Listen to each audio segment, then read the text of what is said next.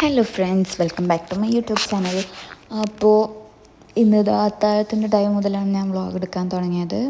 കുറച്ച് പത്തിരി ഉണ്ട്, പിന്നെ ഞാൻ കുറച്ച് ഗോതമ്പ് ദോശ ഉണ്ടാക്കി, പിന്നെ രണ്ടിൽക്കും കൂടിയിട്ട് കറിയായിട്ട്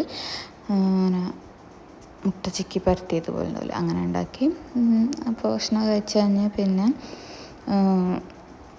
നിസ്കാരമൊക്കെ കഴിഞ്ഞു.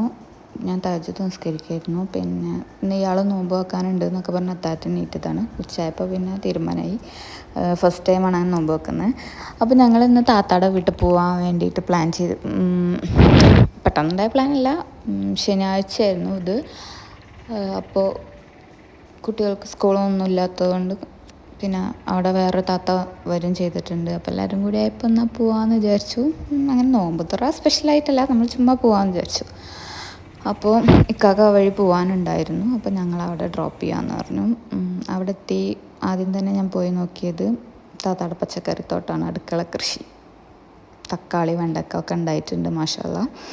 പിന്നെ കുറേ നേരമൊക്കെ സംസാരിച്ചിരുന്ന്, കുറേ ചിരിച്ച് വർത്താനൊക്കെ പറഞ്ഞ് പിന്നെ നമ്മൾ വൈകുന്നേരത്തേക്കുള്ള പരിപാടി നോക്കുകയാണ്. അപ്പോൾ സമൂസ ഉണ്ടാക്കുകയാണ് താത്ത.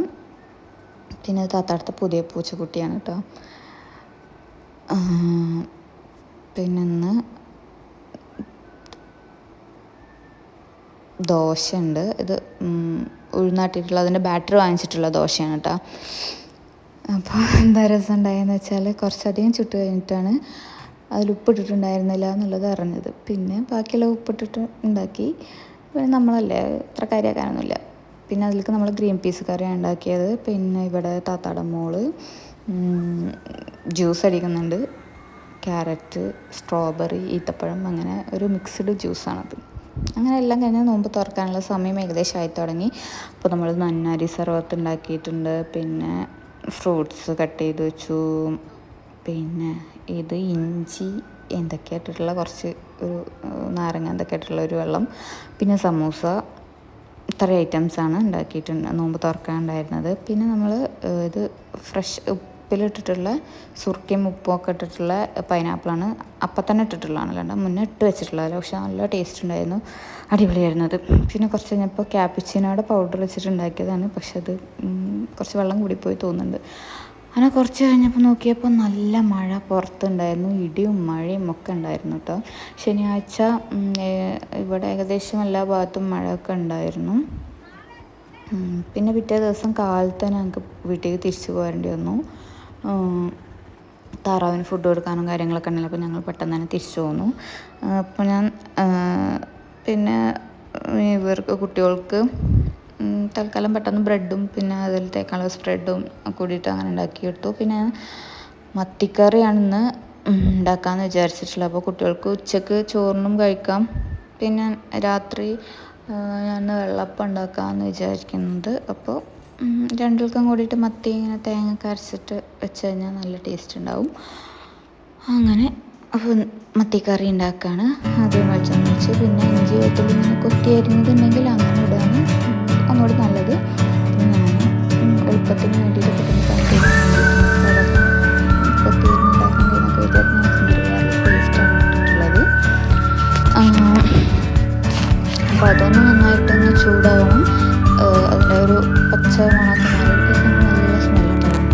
ഇഞ്ചി വെളുത്തുള്ളിയൊക്കെ മൂത്ത് ഇങ്ങനെ വരുന്ന സമയത്ത് പിന്നെ അതിലേക്ക് ആവശ്യത്തിനുള്ള തേങ്ങ ഇട്ടിട്ട് ഒരു മുറി തേങ്ങയുടെ ഒരു മുക്കാൽ ഭാഗം, ചെറിയൊരു മുറി തേങ്ങയുടെ മുക്കാൽ ഭാഗത്തോളം ഉള്ളത്. അപ്പോൾ അത് എന്നിട്ട് ഇഞ്ചി വെളുത്തുള്ളി പേസ്റ്റിലിട്ട് നന്നായിട്ടൊന്ന് മൂപ്പിച്ചെടുക്കുക. നമ്മൾ തേങ്ങ നല്ല വറുത്ത് വരണ്ട, അതിൻ്റെ ഒരു പച്ചമണമൊക്കെ മാറിയിട്ട് ഒരു നോർമൽ പച്ചത്തേങ്ങയുടെ ഒരു ഫ്ലേവർ മാറിയാൽ മതി. നന്നായിട്ട് മുരിയേണ്ട ആവശ്യമില്ല. പിന്നെ അതിലേക്ക് നമ്മൾ കുറച്ച് മല്ലിപ്പൊടി, കുറച്ച് മഞ്ഞൾപ്പൊടി, കുറച്ച് മുളക് പൊടി, അങ്ങനെ എല്ലാം ഇട്ടിട്ട് മസാലപ്പൊടികളൊക്കെ ഇട്ടിട്ട് ഒന്ന് ചൂടാക്കുക.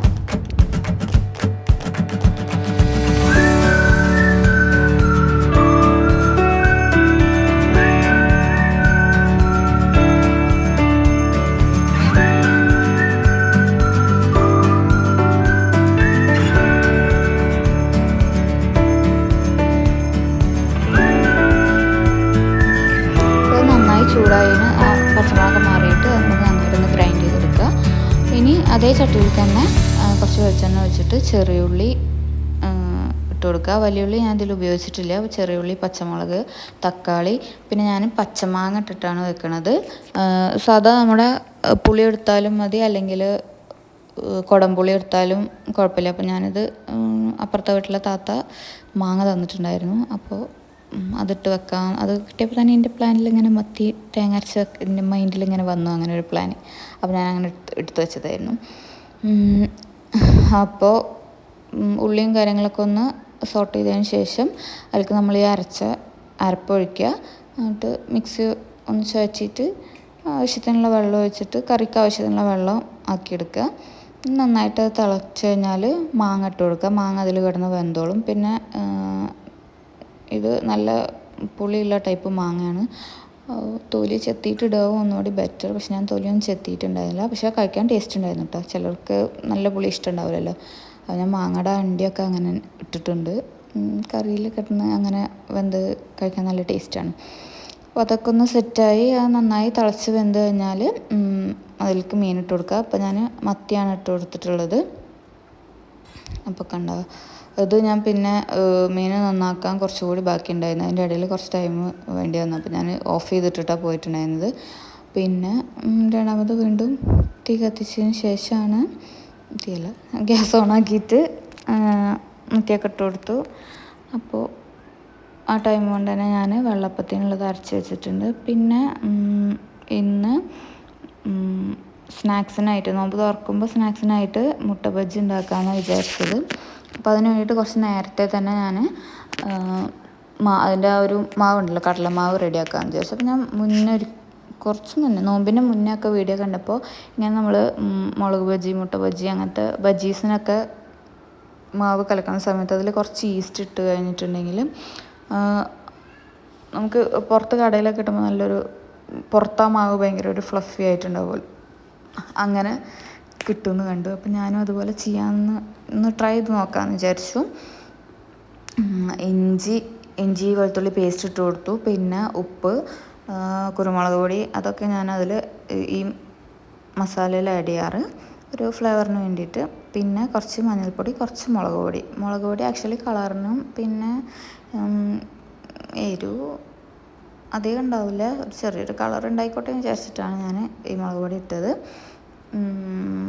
അപ്പോൾ അത്രയും ഡ്രൈ ഇൻഗ്രീഡിയൻസ് ചേർത്തിട്ടുണ്ട്. എന്നിട്ട് നന്നായിട്ട് മിക്സ് ചെയ്തിട്ട് വെള്ളം ഒഴിച്ച്, നമുക്കതിൻ്റെ ഒരു തിക്നെസ് അറിയാമല്ലോ, ആ ഒരു മാവിൻ്റെ തിക്നെസ്സിൽ വെള്ളം ഒഴിച്ച് മിക്സ് ചെയ്ത് പതുക്കെ മിക്സ് ചെയ്തിട്ട് കട്ടൊന്നുമില്ലാതെ അത് സെറ്റ് ചെയ്ത് വെക്കുക. എന്നിട്ട് അവസാനമാണ് നമ്മൾ ഈസ്റ്റ് ചേർക്കണം. ഞാൻ വളരെ കുറച്ച് ഈസ്റ്റേ ചേർത്തിട്ടുള്ളൂ, കാരണം ഞാൻ ഫസ്റ്റ് ടൈമാണ് അങ്ങനെ ചെയ്യുന്നത്. അപ്പോൾ അത് ഈസ്റ്റ് കൂടിപ്പോയാൽ അതിൻ്റെ ഫ്ലേവറും ടേസ്റ്റ് മാറിപ്പോവുമോ, അത് എനിക്കൊരു ടെൻഷൻ ഉണ്ടായിരുന്നു. അപ്പോൾ ഞാൻ വളരെ കുറച്ച് മാത്രമേ ഇട്ടിട്ടുണ്ടായിരുന്നുള്ളൂ. എന്നിട്ട് അതൊക്കെ ചെയ്തു. ഞാൻ കുറച്ച് നേരം റെസ്റ്റ് ചെയ്യാൻ വെച്ചു.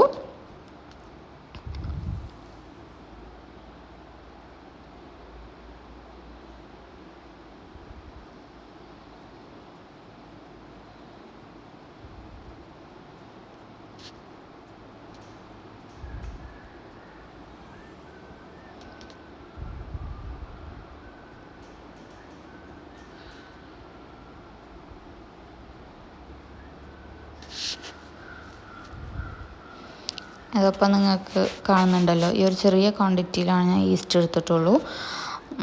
അത് കൂടുതലാണോ കുറവാണോ എന്നുള്ളത് എനിക്കൊരു കൺഫ്യൂഷൻ ഉണ്ടായിരുന്നു. പക്ഷെ എന്തായാലും ഫസ്റ്റ് ടൈമിൽ അപ്പോൾ അത്ര മതി, ആ ഒരു ഇതിൽ നിൽക്കട്ടെ എന്നുള്ള ലെവലിൽ ഞാൻ അങ്ങനെ ചെയ്തു. ഈ ഒരു കൺസിസ്റ്റൻസി ആയിരുന്നു. പിന്നെ എവിടെ എനിക്ക് പണി പാളിപ്പോയതെന്ന് വെച്ചിട്ടുണ്ടെങ്കിൽ, ഞാൻ വീണ്ടും ഈ വെള്ളം ഒഴിച്ച് ജസ്റ്റ് ഒന്ന് മിക്സ് ചെയ്തു. പിന്നെ അടച്ച് വെച്ച് റെസ്റ്റ് ചെയ്യാൻ വെച്ചു. തിരിച്ച് വന്നപ്പോൾ ഇത് കുറച്ചൊരു എന്താ പറയുക, ഈസ്റ്റൊക്കെ ഇട്ടൊന്ന് ലെവൽ പൊന്തി ചെറിയ രീതിയിലൊന്ന് ഡ്രൈ ഒക്കെ ആയ പോലെ ആയിട്ടുണ്ടായിരുന്നു. അപ്പോൾ ഞാനത് മിക്സ് ചെയ്യുന്നതിന് മുന്നേ തന്നെ അതിലേക്ക് കുറച്ച് വെള്ളം ഒഴിച്ചു. പക്ഷേ മിക്സ് ചെയ്താൽ മതിയായിരുന്നു. അപ്പോൾ അത് കറക്റ്റ് ആ കൺസിസ്റ്റൻസി കിട്ടിയിരുന്നു. അതുകൊണ്ട് എനിക്ക് കറക്റ്റ് ആ ഒരു തിക്നെസ് കറക്റ്റായി വന്നില്ല. പക്ഷെ പുറത്ത് നല്ല രീതിയിൽ തന്നെ നമ്മൾ നോർമൽ ഇതിൽ ഞാൻ മുട്ട ബജ്ജി ഉണ്ടാക്കുന്നതിനേക്കാൾ എനിക്ക് കുറച്ചുകൂടി ഒരു ടേസ്റ്റും കുറച്ചുകൂടി അതിൻ്റെ ഒരു പ്ലാറ്റർ ഒന്ന് ബെറ്ററായ പോലെ എനിക്ക് തോന്നിയിട്ടുണ്ട്. അപ്പോൾ ഇനി അടുത്ത ടൈം ഉണ്ടാക്കുമ്പോൾ സെക്കൻഡ് ടൈമിൽ ഒഴിച്ച വെള്ളം ഒഴിവാക്കാം. നിങ്ങൾക്ക് തന്നെ കണ്ടെക്കാൻ ഇപ്പോൾ നമ്മൾ ആദ്യത്തെ ടൈം മുന്നേ ഉണ്ടാക്കുകയാണെങ്കിൽ ഇത്രയും തന്നെ ഒരു ആ പുറത്തുള്ള മാവ് ഇത്ര തന്നെ ടൈം അങ്ങനെ സെറ്റ് ആവാറില്ല ഞാൻ ഉണ്ടാക്കുമ്പോൾ. അപ്പോൾ അങ്ങനെ മുട്ട ബജ്ജി മാത്രമാണ് ഇന്നിപ്പോൾ ഞാൻ ഉണ്ടാക്കിയിട്ടുള്ളൂ സ്നാക്സായിട്ട്. പിന്നെ ഇപ്പോൾ ഇനി പതുക്കെ നമുക്ക് ഈ ഫ്രൈഡ് ഐറ്റംസൊക്കെ ഒഴിവാക്കണം.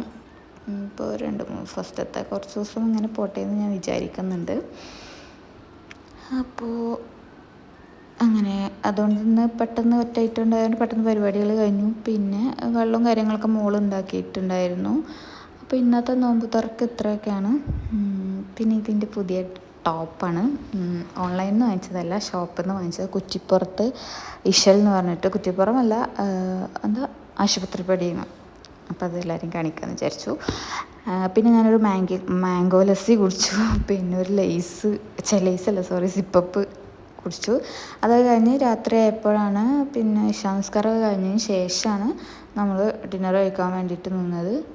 അപ്പോൾ ഞാൻ അപ്പത്തിന് വേണ്ടിയിട്ട് അരച്ച് വെച്ചിട്ടുണ്ടായിരുന്നല്ലോ, അപ്പോൾ അതിലേക്ക് കുറച്ച് ഉപ്പ് ഇട്ട് കൊടുത്ത് അതൊന്ന് മിക്സ് ചെയ്തിട്ട് അത് നന്നായി വന്നിട്ടുണ്ടായിരുന്നു. എന്നിട്ട് അപ്പമൊക്കെ ആകുമ്പോൾ നമുക്ക് അങ്ങനെ ചൂടോടെ കഴിക്കുന്നതാണ് ഒന്നുകൂടി എനിക്കിഷ്ടം. പിന്നെ ഇവിടെ ഉള്ളവർക്കും അങ്ങനെ ചൂടോടെ ഉണ്ടാക്കി കൊടുത്താൽ നോർമലി കഴിക്കുന്നതിനേക്കാൾ 1-2 ക്വാണ്ടിറ്റി കൂടുതലും കഴിക്കും. അപ്പോൾ കുട്ടികൾക്കൊക്കെ അങ്ങനെ ചൂടോടെ കഴിക്കുന്നതാണ് കുറച്ചുകൂടി ഇഷ്ടം. അപ്പോൾ നമുക്ക് സൗകര്യം സമയമൊക്കെ ഉണ്ടാവുമ്പോൾ അങ്ങനെ ഉണ്ടാക്കി കൊടുക്കുന്നത് നല്ലതാണ്. അപ്പോൾ ഇന്ന് അത്രയൊക്കെ ഉള്ളൂ. ബായ്. ഇന്ന് 2 ദിവസത്തെ വീഡിയോ.